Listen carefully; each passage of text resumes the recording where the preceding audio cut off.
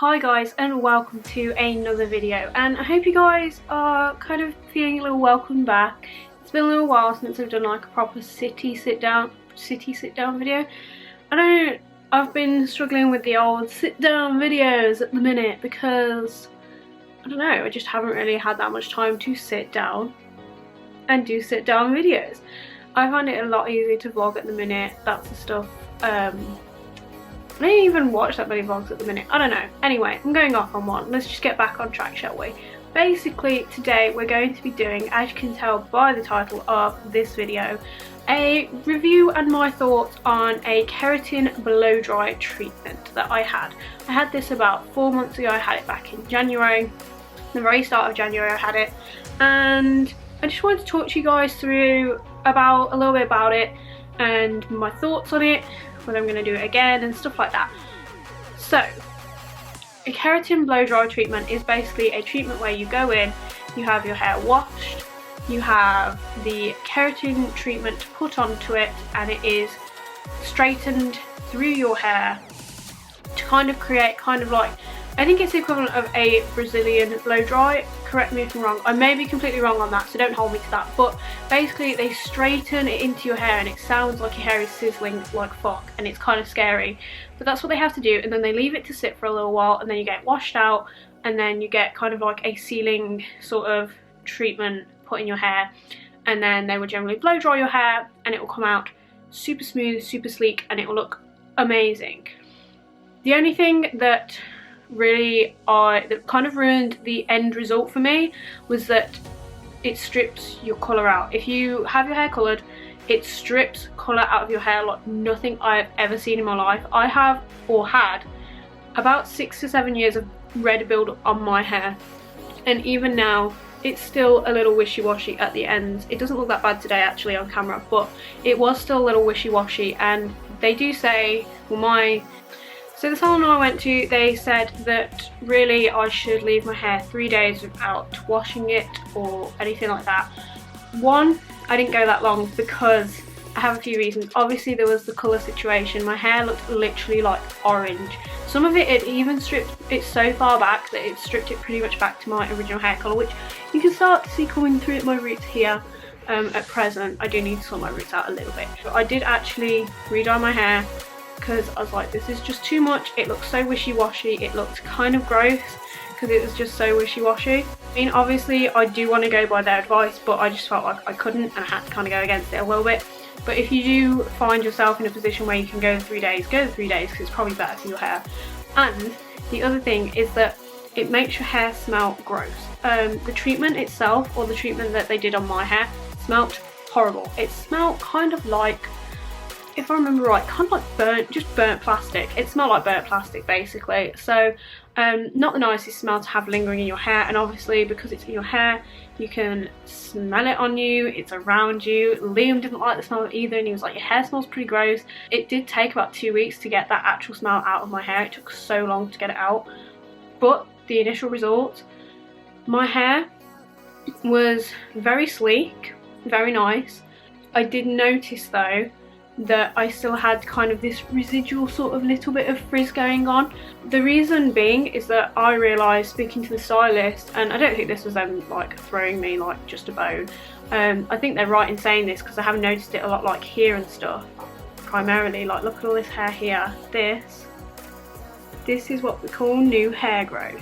That used to be like the tiniest little like bit of baby hair, and I've noticed that I do seem to have quite a lot of new hair growth around these areas, around the nape of my neck, an awful lot. Down the back here I get a lot of it, and it's just like about this long, or maybe this long. I have like these little bits here that tend to hang down when I tie my hair back and stuff like that. They are just about getting long enough that I can now tie them off, but it did help with those a lot, even though they kind of still hung down. What this treatment tends to do, and I think this is a really nice feature of it if you like straight hair, is that it seems to overall just leave your hair a lot straighter whenever you do anything with it. Like, I've literally blow dried my hair today and this is it.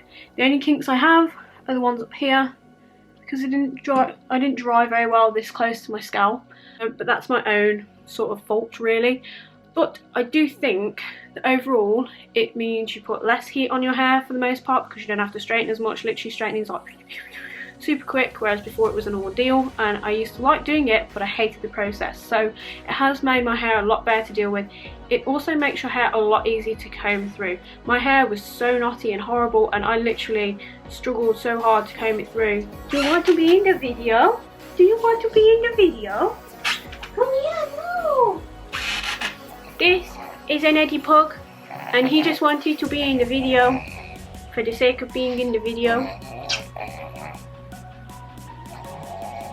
He's menacing around a little bit today. Hey baby.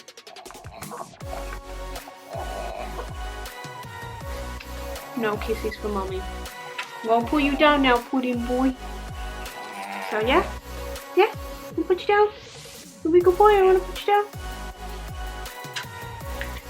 Go little one, go! So yeah, it does leave your hair a lot easier to control. I got him this toy yesterday. It's a little hot dog. He wants me to throw it for him. So it does leave your hair a lot easier to brush through, which I found very helpful, because whenever you have longish hair or long hair, and my main problem is the nape of my neck, which is obviously where I have a lot of this kind of crazy baby hair going on. It really helped with that. It did help tame a lot of that as well, because it literally would get so matted down there and be so short that it'd just be like a bird's nest separate to a ponytail. It was gross. It was really gross. So I really felt I needed it at the time, and I think it did help my hair a lot. And I think maybe down the line in the future, when I feel I might need it again, I'm probably going to do it. I'm not going to do it every 6 months like they recommend. I'm not going to do it every 6 months like they recommend, because I just think that some of the other features of it, I don't think that having that much heat on your hair is probably that good for it, despite the keratin you're putting in there. The smell took so long to get out. It strips your colour back a lot. I mean, if you want to reduce some colour build-up, that's probably not a bad thing for you. Probably not the best way to reduce your colour build-up either though. And also it did leave my hair very greasy for a little while, probably for about a month.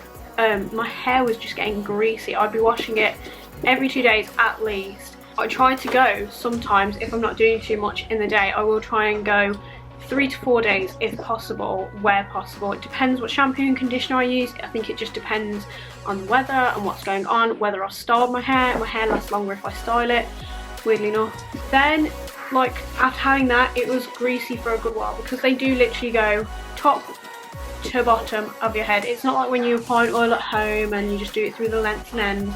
It's top to bottom. So just so you know that, guys, it will make your hair a little residual greasy for a while, just because of the treatment that is in there. So I would say maybe do it as a yearly thing opposed to a 6-month thing. So everyone's hair deals with it differently, because everyone has different hair types. This dog, I'm sorry, he's just been a serial menace right now, probably just because I'm filming, and he's like, no, I want your attention. But basically,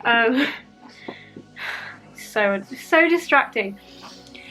But yeah, I would recommend it more as a yearly thing than a 6-month thing. But like I say, it is down to hair types, because everyone has different hair type. Some people's it will strip all your colour, some people's it won't strip too bad. Like, apparently mine wasn't that bad. I think it's just because it's such a bright colour, mine looked like ugh, and I've never seen it look that bad.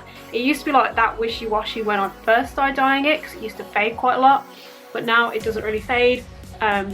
It's just kind of working on when you do re-dye it to work into the ends as well, because don't just do a root touch up, because you will need to do an all over colour boost sort of thing with it.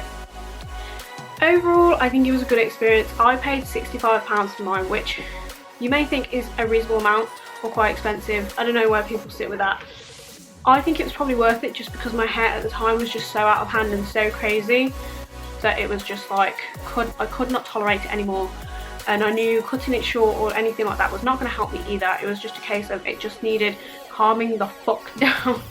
And this was the only way that I could see to have it done, and probably the best way to have it done. I do recommend it. I think if you are in a situation where you feel you need it and you've done your research, go speak to a stylist, speak to people you know that stylists that do it, or things like that. Just do a bit of research first, see if it's really what you want to do, because it is a quite lengthy process. I think mine took about 2.5 to 3 hours, so you will be sat in the chair for a while. It's definitely a bad back sitting in the chair scenario, but it is very good for just controlling like if you have a lot of wispy hairs and stuff like that. Like I say, these bits here, these side bits that hang down, those will now hang down and be straight. Before they used to be like curly whirly and be like little ringlets, which is okay, but Liam used to joke and call them my Jew curls. This is no like offense to anyone obviously, but yeah, that's like basically what they look like. He keeps throwing fucking biscuits under the sofa and then scratching the sofa to get them back. Oi! Stop it! So yeah, I hope this kind of like was a bit useful to you and helped you a little bit. I can't tell you the absolute ins and outs step by step with what they do in this process, even though I've had it done. Obviously I'm not a hairstylist or anyone that's trained in doing it, so I would recommend doing it if you feel you need it. If you just kind of want to spend some money on your hair, don't do it, it's not worth it. And also speak to the stylist, speak to them about your hair type and whether you think it'll work and stuff like that. Obviously will kind of damage your hair a little bit to some extent because of the heat, but I think in the long run I use heat products so much less now that it's kind of like balances itself out a little bit, you know what I mean? So I hope you guys enjoyed this video, found it a little bit useful, and I will see you all soon with another one. Until then guys, if you haven't already liked and subscribed, please do so before you go, and I will see you then. Bye guys.